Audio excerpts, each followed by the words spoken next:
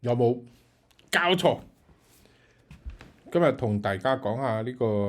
烏克蘭嘅問題嚇。首先睇呢個圖，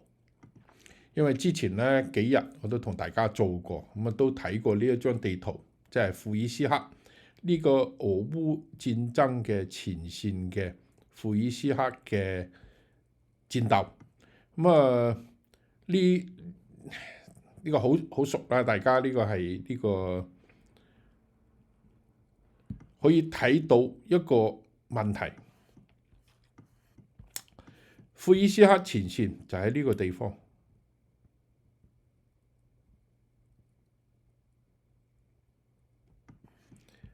呢個地區紫色嘅係烏克蘭戰嘅地方，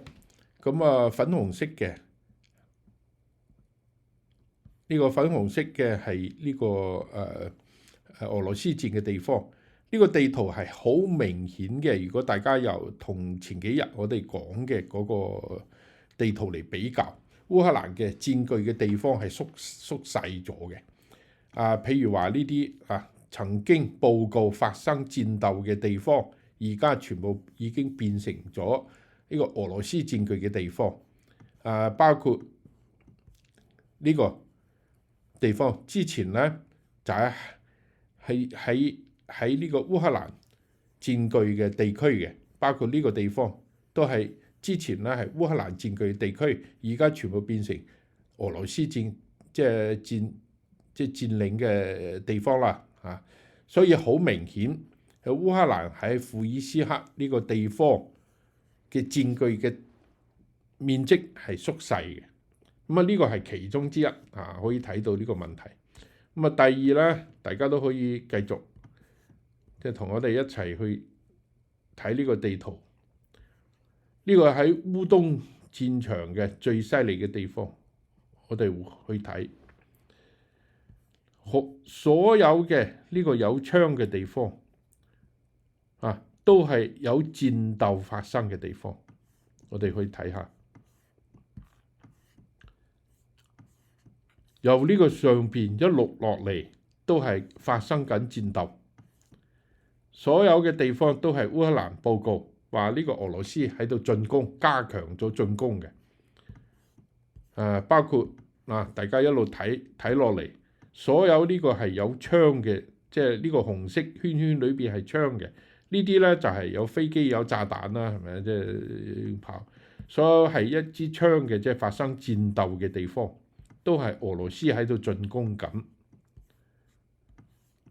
一路係啦，差唔多到呢度呢啲地方都可以睇。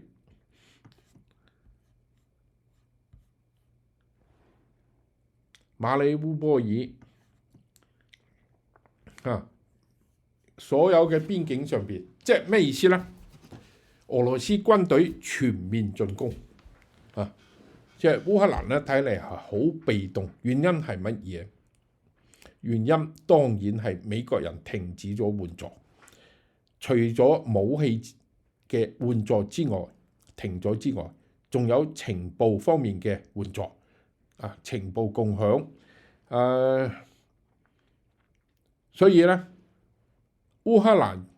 佢喺傳統嘅武器方面，佢係唔夠俄羅斯多嘅，人又唔夠俄羅斯多。佢之所以可以頂得住，係完全靠美國人提供嘅，同佢哋嘅情報分享係密切相關嘅呢個武器包括無人機，包括海馬斯包括一啲導彈一啲短程嘅導彈，包括一啲比較長程嘅炮火就 M777都係要靠呢個衛星嘅圖像，靠呢個無人機傳翻嚟嘅圖像偵察嘅結果嚟確定對方嘅位置，所以你先至可以用比較少嘅炮彈達到同樣嘅效果所以當呢個情報停止之後呢，就當然呢個優勢就全部冇啦。所以烏克蘭嘅戰場前線嘅戰場呢，而家係相當之緊急。今日係3月11號星期二，而家呢就緊急嘅兩國要見面，烏克蘭方面同埋美國方面又喺沙特要見面要傾。美國方面咧，當然就係呢個Mark Rubio 就係國務卿，就係外交部長相當於烏克蘭方面咧，就除咗呢個外交部長叫做西比克，佢加埋咧澤連斯基嘅最重要一個助手叫做伊爾馬克Yermak， 同埋國防部長烏梅羅夫，同埋總統辦公室嘅一個主任叫做帕里薩，幾個人一齊去沙特阿拉伯去見呢個Rubio。咁當然我哋企喺外邊，我哋大概都知佢哋會傾乜嘢。大佬你冇停止我哋援助，冇停止我哋情報分享係咪？因為如果你話坦克、炮彈，歐洲國家仲可以俾我哋甚至係一啲咩飛機都可以俾，但係情報，尤其係衛星嘅情報，歐洲完全係幫唔到。原因好簡單，因為呢啲情報嘅後盾全部都係美國人喺度搞，包括北約所有嘅軍事部隊，佢後邊嘅情報都係由美國人提供，包括英國人，甚至包括法國人，包括德國人，所有佢哋自己嘅軍隊，佢都係要靠美國人提供嘅情報先至可以做現代化嘅戰爭。所以喺烏克蘭呢度咧就好明顯啦。當你用之前嘅武器咁嚟打，你可以用比較少嘅武器嚟頂住比較多嘅武器，原因係你情報比人哋好。所以而家就呢個形勢當然就好緊急。可能有啲朋友就問啦，係咪？即係話雖然即係話呢個美國咁樣做啱唔啱咧？係咪？即係所有人都有睇法嘅。但係最近呢一段時間，國際上邊歐洲、亞洲，包括亞洲，包括日本日本嘅媒體，包括韓國包括美國國內嘅媒體即係大部分嘅，包括自媒體包括嗰啲保守派嘅一啲人，都係批評特朗普總統做嘅呢個決定。佢認為你如果真係停止咗，為咗停戰，你反而要逼呢個烏克蘭失敗，咁係唔妥嘅。如果有朋友問我，其實我都有睇法，我覺得呢一種做法係有問題嘅，係有問題嘅。雖然可以達到迫使烏克蘭讓步嘅效果，但係佢嘅副效應其實都好多，副作用都好大。因為美國人嘅信用嘅問題，你喺歐洲，你係主要嘅盟友嗰邊；喺亞洲，喺日本、韓國甚至菲律賓甚至其他國家，你嘅信用嘅問題，到時你會唔會用同樣嘅方法嚟做呢？咁我哋嘅軍事方面嘅你應承嘅呢個援助你會唔會即係你刪咗一個掣，我就完全冇咗啦？佢呢個咧其實係可以拗嘅一個方面。當然我哋之前都同大家講，點解特朗普點解美國政府要咁急於停止戰爭？點解要停止戰爭？因為經濟嘅問題因為經濟嘅問題。當然就講起嚟咧，就係而家對於美國嘅好多精英嚟講似乎嚟講，呢一場戰爭如果繼續對美國對歐洲嘅損害係相當之大，對俄羅斯嘅損害都相當之大。最得益嘅反而係中國。呢個唔係西方國家喺度講喎，呢個係俄羅斯自己嘅報紙係講嘅。最大嘅收益國家就係中國，因為西方國家係經濟制裁俄羅斯，而俄羅斯唯有將佢嘅貿易全部轉去中國，包括汽車，包括中國入口汽車、入口電器、入口一啲物資，包括向中國賣石油、賣其他木材啊，賣好多嘢，咁就變成咧就中國嘅刺激中國經濟啊，但係佢又唔使有戰爭，等於發咗一個戰爭嘅財。所以而家即係對於美國人嚟講啊，呢一種咁樣嘅做法其實有大問題，係嘛？對於美國人嚟講啊，呢個當然有大問題啊！我支持呢邊打仗，但係最大嘅得益者係我最大嘅敵人。哇！呢個諗起嚟咧，其實好驚，好得人驚。所以，但係我哋就理解美國人點解咁急於停止呢一場戰爭。好簡單，你又唔可以實行全面禁運，你做唔到，因為中國同俄羅斯之間嘅呢個邊界咁長，海岸線啊，大家鄰居，你根本你點樣禁運到呢？你點樣制裁得到呢？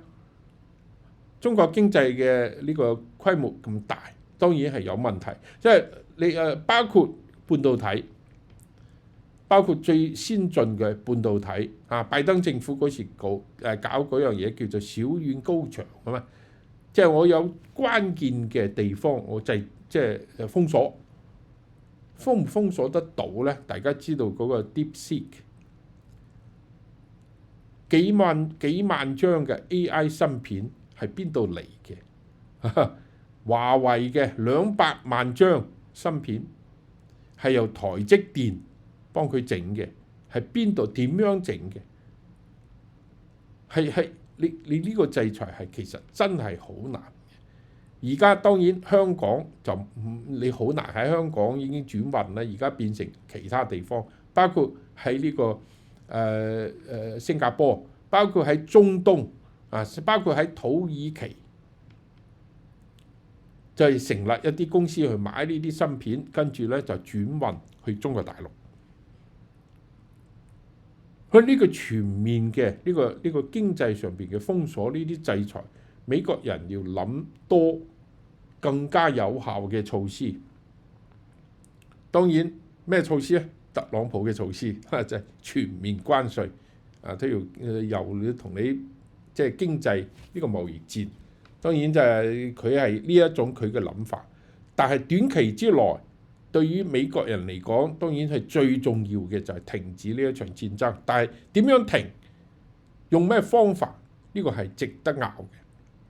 嘅。咁當然而家我哋講今日即係星期二嘅呢一次談判，即係Rubio 同呢個烏克蘭方面嘅一眾高官啊，就喺度傾呢樣嘢。當然傾嘅最主要嘅乜嘢咧，就係烏克蘭會唔會表達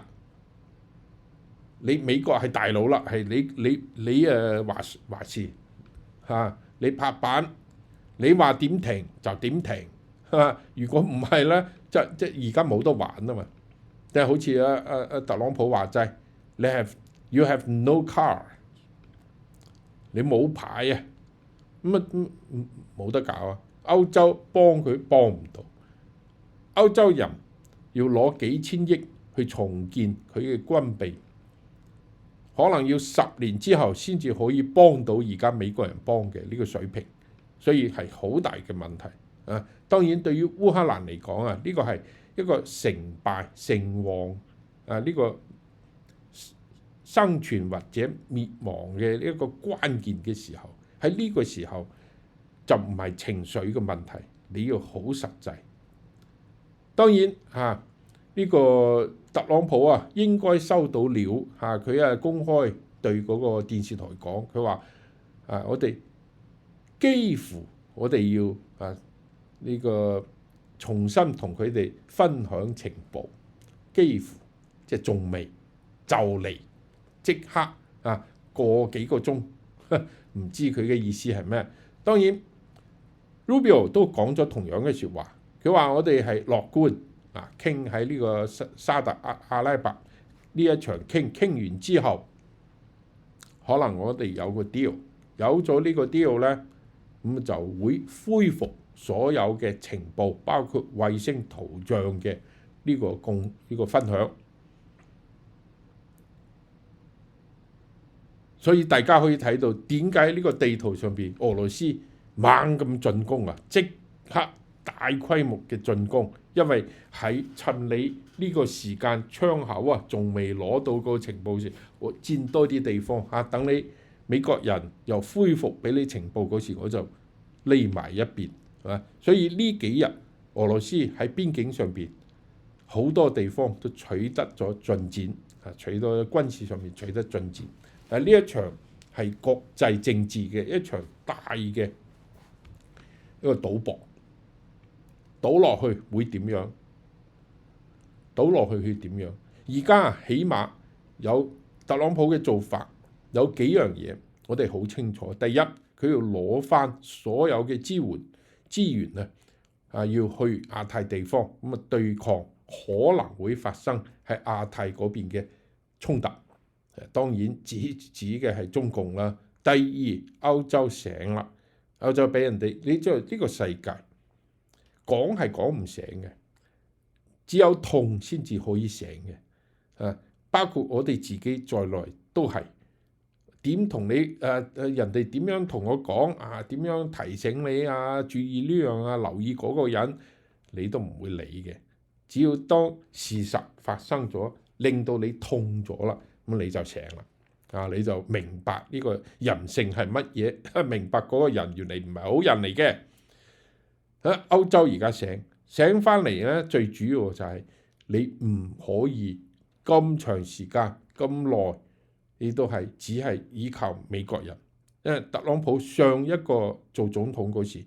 佢最大嘅一個問題同歐洲一個最大嘅問題就係佢要求歐洲增加軍費、增加防務嘅呢個比例，冇人理佢啊！冇人理佢，你覺得你